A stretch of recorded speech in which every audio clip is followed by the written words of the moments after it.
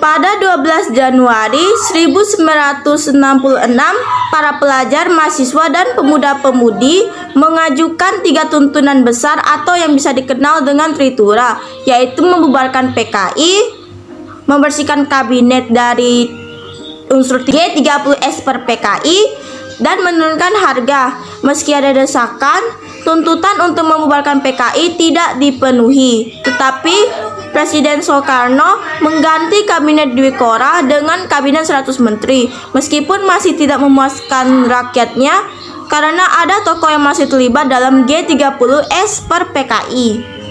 Pada 24 Februari 1966, saat pelantikan kabinet 100 menteri, terjadi demonstrasi besar-besaran oleh pelajar, mahasiswa, dan pemuda. Ada bentrokan antara pasukan Cakrabiwara dan demonstran, sehingga mahasiswa Universitas Indonesia yang bernama Arya Rachman Hakim tewas dalam insiden tersebut yang memperuncing krisis politik.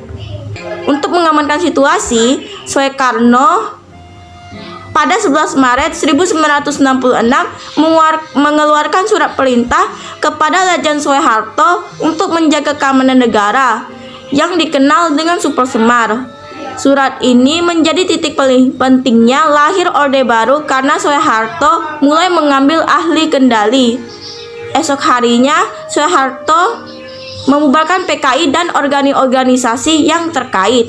Pada 18 Maret, Soeharto juga menahan 15 menteri yang dianggap terlibat dengan G30S per PKI.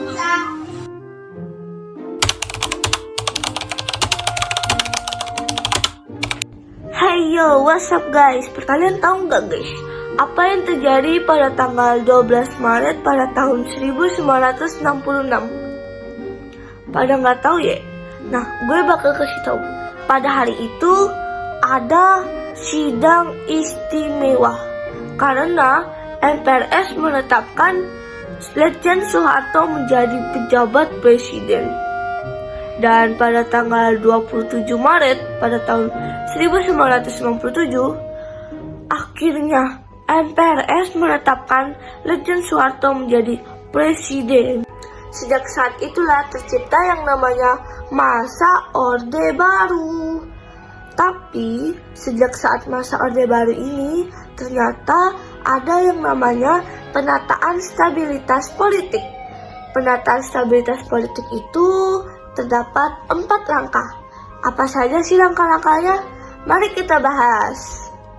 Langkah pertamanya yaitu pemulihan politik luar negeri Indonesia bebas aktif. Politik luar negeri Indonesia bebas aktif ini dapat dikembalikan atau dipulihkan dengan cara mengeluarkan beberapa ketetapan yang menjadi landasan bagi luar negeri Indonesia, seperti ketetapan MPRS nomor XII atau MPRS atau 1996. Karena ketetapan ini tentang kebijaksanaan politik luar negeri Republik Indonesia bebas aktif. Langkah yang kedua yaitu pemulihan hubungan Indonesia dengan Malaysia. Pada tanggal 29 Mei sampai 1 Juni 1966 terjadi perundingan Bangkok guys. Karena terjadinya perundingan ini, terciptalah kata Perjanjian Bangkok. Pada tanggal 11 Agustus, Tun Abdul Razak dan Adam Malik mereka menyetujui pemulihan Indonesia dengan Malaysia dan mereka menandatanganinya di Jakarta. Langkah ketiga yaitu kembali menjadi anggota PBB. Nah, pada tanggal 28 September 1966 ini, Indonesia kembali menjadi anggota PBB karena pemerintah sadar jika Indonesia menjadi anggota PBB banyak manfaatnya. Mereka kembali dan disambut baik oleh PBB-nya.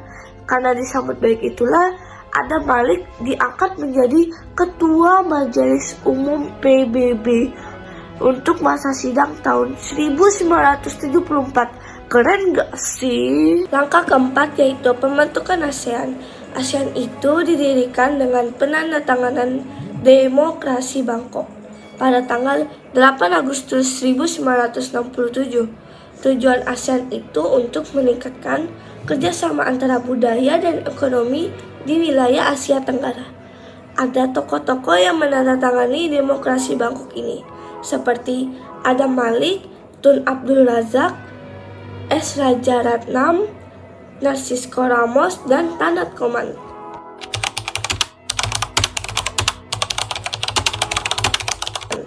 Penyederhanaan partai politik. Pada masa Orde Baru ini, partai politik digabung menjadi 3 kekuasaan. Ini berdasarkan program bukan ideologi, seperti PPP, Partai Persatuan Pembangunan, PDI, Partai Demokrasi Indonesia, dan Golkar atau Golongan Karya. Partai politik pada masa demokrasi parlementer ini menghambat pembangunan karena persaingan antar partai politik itu sangat kuat. Jadi, pemerintah Orde Baru pun menyederhanakan partai untuk menjaga stabilitas politik dalam pelaksanaan demokrasi Pancasila. Hey yo, what's up? Selama masa Orde Baru, pemerintahan berhasil melaksanakan 6 kali pemilihan umum pada tahun 1997, 1977, 1982, 1992, dan 1997. Dalam setiap pemilu yang diselenggarakan, dalam masa pemerintahan Orde Baru, Golkar selalu meraih mayoritas suara paling banyak dengan dukungan pegawai negeri sipil dan ABRI dengan leluasa menjangkau masyarakat luar atau luas di berbagai tempat. Ada tingkatan, yaitu tingkatan kota sampai ke pelosok desa. Pada tanggal 12 April 1976, Presiden Soeharto mengemukakan gagasan mengenai pedoman untuk menghayati dan mengenalkan Pancasila, terkenal dengan nama Eka Prasetya Pancakarsa, mendukung pelaksanaan Pancasila dan Undang-Undang Dasar 1945 secara murni dan konsekuen. Pegawai negeri baik sipil maupun militer diharuskan mengikuti penataran P4.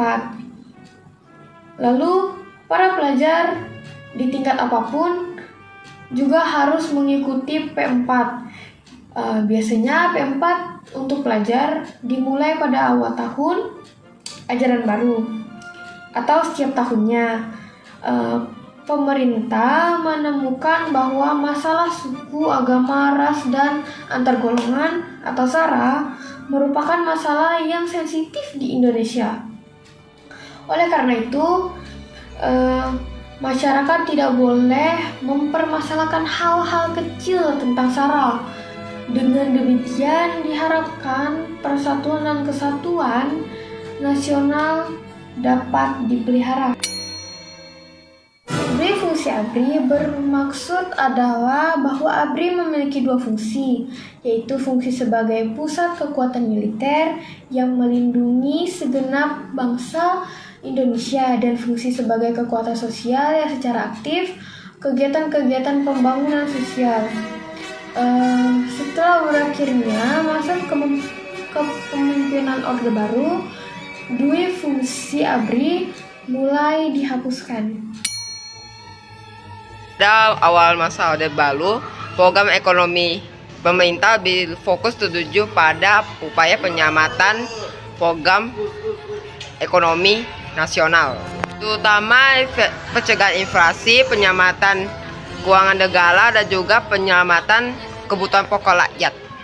Dalam melakukan program ini, pemerintah mengeluarkan kebijakan baru, yaitu kebijakan program ekonomi jangka panjang dan juga jangka pendek, sehingga membuat ekonomi Indonesia menjadi lebih baik lagi. Jangka pendek, dalam melakukan program ini, ada beberapa hal yang kita lakukan. Yang pertama adalah stabilisasi, yang kedua ada rehabilitas.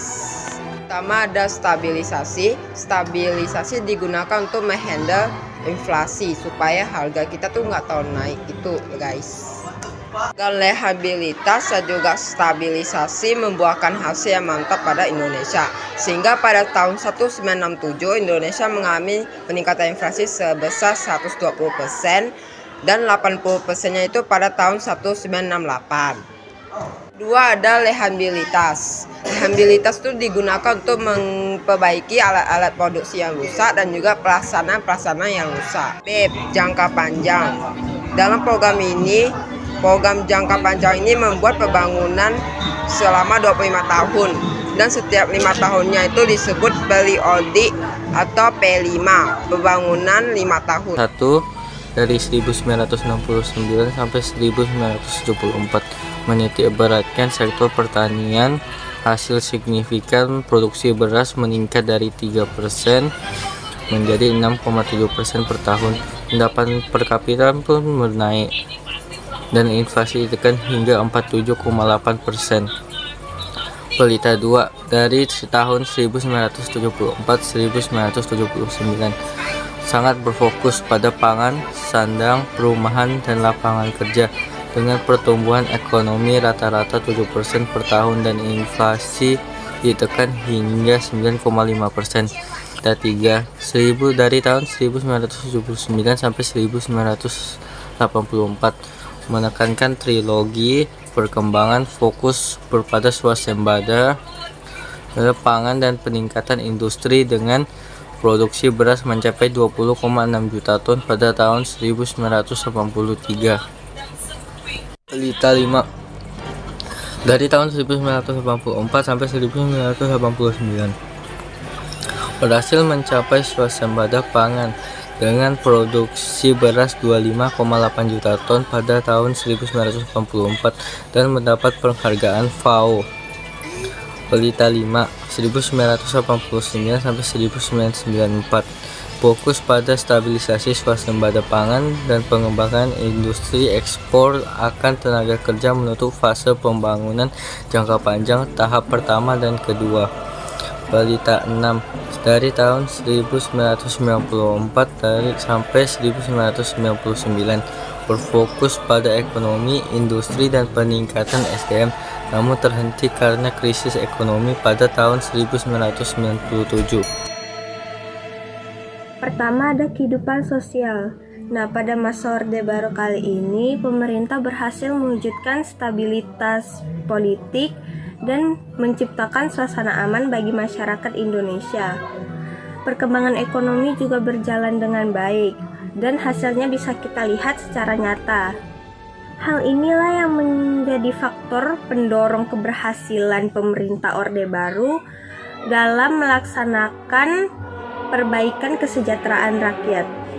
Nah, keberhasilan ini bisa kita lihat dari penurunan angka kemiskinan, penurunan angka kematian bayi, dan peningkatan partisipasi pendidikan dasar. Nah, program-program untuk perbaikan kesejahteraan rakyat pada masa Orde Baru yaitu adalah transmigrasi. Nah, transmigrasi sendiri adalah program yang dibuat pemerintah Indonesia untuk memindahkan suatu daerah yang padat penduduk ke daerah lain di dalam wilayah NKRI. Nah, pemindahan ini dilakukan untuk meratakan persebaran penduduk Indonesia yang sejak zaman dulu itu banyak berkonsentrasi di Pulau Jawa. Pada masa Orde Baru, program transmigrasi gencar dilaksanakan. Daerah yang menjadi tujuan transmigrasi yaitu Sulawesi, Kalimantan, Sumatera, dan Papua. Nah, KB ini merupakan program pemerintah yang dirancang untuk menyeimbangkan antara kebutuhan dan jumlah penduduk. Pada masa Orde Baru, KB ini dilaksanakan untuk pengendalian pertumbuhan penduduk. Pengendalian yang dimaksudkan adalah untuk meningkatkan kualitas rakyat Indonesia dan meningkatkan kesejahteraan. Melalui program KB ini, pertumbuhan penduduk Indonesia berhasil ditekan. Nah, pada saat tahun 1967, pertumbuhan penduduk mencapai 2,6%. Dan saat 1996, pertumbuhan penduduk menurun drastis hingga 1,6%. Keberhasilan ini dipuji oleh UNICEF karena berhasil menekan tingkat kematian bayi dan melakukan upaya lainnya untuk menyejahterakan kehidupan anak-anak. UNICEF mengemukakan bahwa tindakan yang dilakukan pemerintah Indonesia ini hendaknya dijadikan contoh bagi negara lain yang tingkat kematian bayi masih tinggi. Puskesmas dan Posyandu ini adalah program penting layanan kesehatan masyarakat yang meningkatkan kesehatan seperti ibu, anak, dan juga pencegahan penyakit. Program penting ini ditingkatkan melalui program SDN-Pres, pemberantasan buta huruf, juga wajib belajar, dan juga gerakan orang tua mengasuh. Program penting ini adalah program pengembangan seni dan budaya untuk memperkuatkan identitas nasional dan pelestarian warisan budaya.